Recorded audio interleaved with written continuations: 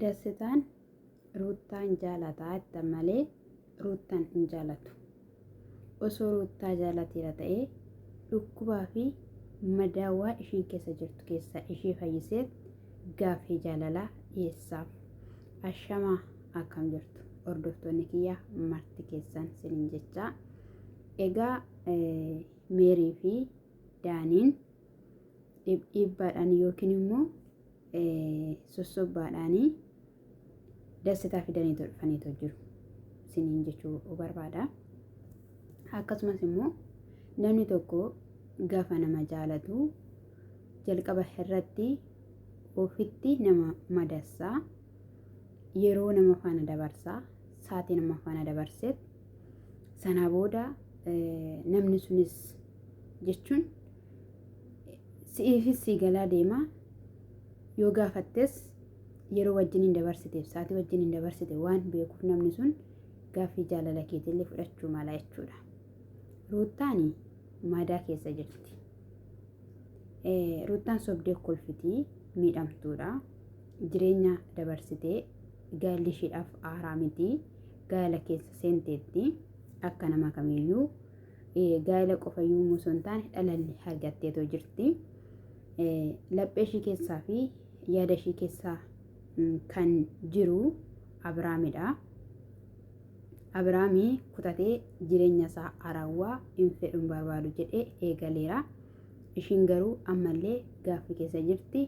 Ammallee dhukkubsachaa jirti. Dhukkuba ishiitiif garuu namni tokkollee dhugaan siniin jedhe daawwaan barbaanne. Namni tokkollee miidhamtee ittiin jenne. Namni tokko dhaabbatee xiinxalee hin jiru. Ruuttaa faana imaanuu Daanii faana dasitaa faana gara fuulduraatti dasitaa faana wal fuusisaan hin jettu jedhanii namoonni baay'een hanga eessuma hanga obboleettiitti kan dubbachaa jiran jechuudha. Ani obboleetti Ruuttaa kaleessa baay'een ishee taasisabe. Dhugaa dubbachuu baay'een ishee taasisabe. Si'iin gaa'ela miti. Si'iin amma of dhaggeeffachuu si barbaachisa jedhaniini Ruuttaan susubanii qalbiidhaaf yaadaan ofitti fudhatanii illee tiriitiillee gochuu osoo danda'anu ganaa bardeen gaddaa gaa'ela raawwattee waggaa tokkoffaa keessatti ammas immoo gana gaa'ela akka isheen raawwattuudhaaf shoora kan isaan taphachaa jiran jechuudha. Dhugaa dubbachuuf ana baay'ee tokko na gaddisiiste bakka na gaddisiiste. Ermeen lafa biraa midhayyoon gammadee waan Ruuttaadhaaf gaddeera. Hiriyoonni ishii obboloonni ishii maraachuudhaaf karaan bananii jiru jechuudha.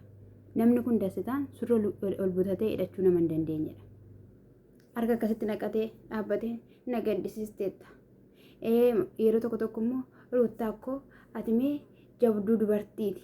Kanarraatiin kan hafemee mee tiriitii godheera guyyuun tokko baasee mee fataashii godhee achi baasee baqqaa jechuun wama ishee irraanfachiiseera. Yaadum keessa jirtu cinqatum keessa jirtu keessa ishee baaseera. Maalidha qomyaan ijoolleen buttaa jira kun sammuun isaanii jechuudha kan dhufe jechuudha. Dhugaa dubbachuuf jechuudha shabalaan illee otoo ta'e illee jechuudha iyyuu inti bartiis maalidha maqaan isaa iyyuu sana jechuudha amma tokko jechuudha otoo illee ta'e. Garuu Ruuttaa yeroo kana gaa'eliin barbaachisa jetteetuma yaaddu warri sirba baastanii fi bakka jaalala kee haaraa maalii kee haaraa safii keessan hin yaadne tokko yookiin immoo safii keessan hin galle tokkotti namni akka galu maaliif barbaaddu sin?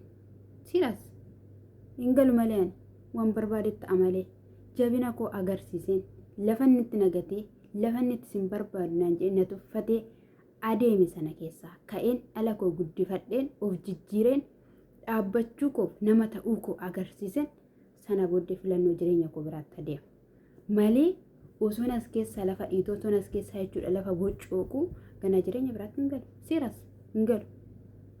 Eshi yeroo darban garaatti baadhaa garaatti baatti jettanii waraqata foorjijii oliif gadi baattanii kaachaa kan turtan jechuudha Meerii fi Daanii. Meeriin immoo jechuudha of fakkaadhu yookiin immoo umurii kee fakkaadhu dubartummaa kee fakkaadhu hanga kee fakkaadhu ijoollee raatu ijoollee reefu ol baatee faana jechuudha lafan dhiitiin tasgabbaa sammuu kee aaressi. Akkatti namni nama faana ta'uun akkattiin jedhame dhukkubaatti keen barbaan imimmaan keen barbaan maalishee keen barbaan inni sin jettan boolla boo'ichaatti oofaa jirtu jaalattanis zibbitanis lafan taanetti oofaa jirtu jechuudha sin iddoon taane maali gaa'elli siras maa inni gaa'elli argitee tokko gaa'elli ruuxadhaa birqiidha moo waan haaraadha moo maalidha inni wantichi haaraadha isuma biraan biraatti argite waan hundumayyuu jireenyi sanumadha nyaatuma kaleessa Abiraan faana nyaatte jireenyuma Abiraan faana argite sanadha malee gaa'ela keessatti oma waan taaraan hin dhufu oma amma ta'e wayii nagaan dhufuu danda'a amma ta'e dubartoonni baay'een immoo jechuudha dogoggoran taaneen gaa'ela isaanii jalqabaa diiganii ayii kan jedhanii booda jiru ayii kan jedhanii gaddan booda jiru jechuudha jechuun ruutaan aarsaa kaffalte qabdi aarsaa ruutaan kaffalteetti jedhu tokko yoo jiraate ta'anii isan nashiin garaatti baattee sana tankaraatattee qubaa ishii mana keessa jiraachaa akkasitti roobeen fa'ii gaafa isheen illee deebi'een galallee jettillee shaanxaa akka bubbutee iddoo lachuutti otoo boqonnaa hin qabaatiin otoo akka tankaraatattu dhattee mucaa sana ishiin deesse miidhama ishii nan beeka yeroo sanatti silaa kunuunsatu yeroo sanatti silaa waan baay'eetu ishii barbaachisa sana muluu hundasaayyuu ofiishti dandeessee darbuun ishii kun miidhama guddaadha sanarraatiidhaan kanaaf garuu gaala kana keessa madaamiin kiyyagaa gidduudhaan na waamtee kanaaf seegaa san harka isaanii reebaa dhufaniitoo jiru jechuudha ani ollaan nuti sun iyyuu maal akka isaaniin jedhu anaaf gaaffiidha jechuudha egaayii haa ta'uyyuu malee jechuudha lafa dhiitanii waan baay'ee haasawanii waan hundumayyuu waca hundumayyuu dhiisitii jireenya mataa keetii jiraadhu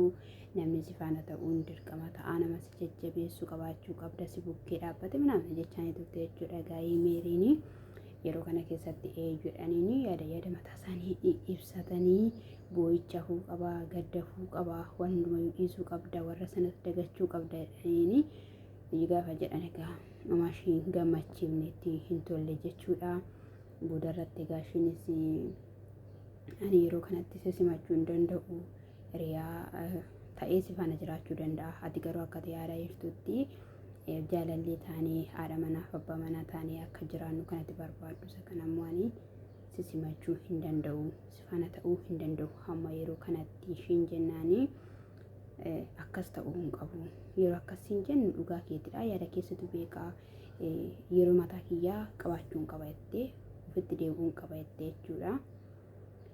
haa ta'uyyuu malee isaan yeroo kennuuf hin barbaanne waanta ta'eefi sanarraattiidhaan kan ka'ee bakka ofitti deebi'uun qabaan jireenyi koo kaleessa akkas ta'ee maal ta'ee gaafa ishiin jettuuni dhaabii jetteeni saatii kennuu gaafa didduuf qonan dubbadha jetteen jechuudha meeriidhaan jechuudha meeriin yeroo baay'ee akka ruuttaan dubbattu osoo hin taane yaada hundumayyuu waan mashiin jette ruuttaan akka fudhattu waan barbaadduufidha kan xiqqoo ishee wanni ta'ame sanarraan kan ka'e bakka yaada kee hin hubannanuu gala yaadni keedhaniini dasitaadhaanis immoo yaada kee na hubachuu qabda aniifatee hanga kana waa walitti dhufne hin qabnu garuu ati nama gaariidha nama baay'ee waan gaarii naaf yaaduudha naaf jette waan baay'ee taateetta jireenya koo duraa faanas illee walitti buuteetta namoota baay'ee faana gaafa ishiin jettuuni isa dhiisi jettee meeriinis jechuudha jechuun akkasitti naa miidhame jechuu kiyyaadha jetteen jechuudha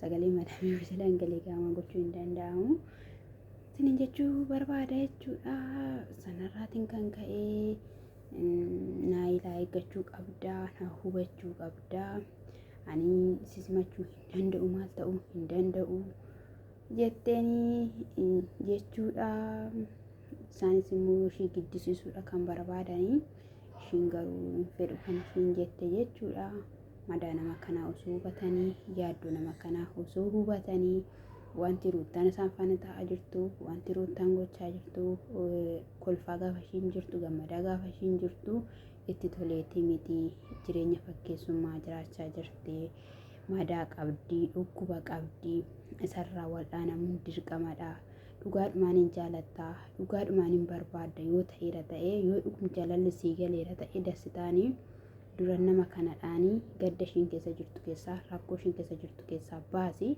dhugumas immoo osoo ishii lammata garaatti baatteetti ta'eera ta'ee gara hin naxxanii isa kana ga'u haasoftanii walii galtanii ta'uu danda'a hin beektus ta'uu danda'a kan nama kana fiddanii dhuftanii. Daaniinis immoo dhugaadha yaada ishee nan hubadha jedhee jira jechuudha. Akkasittidhaanii jechuudha garuu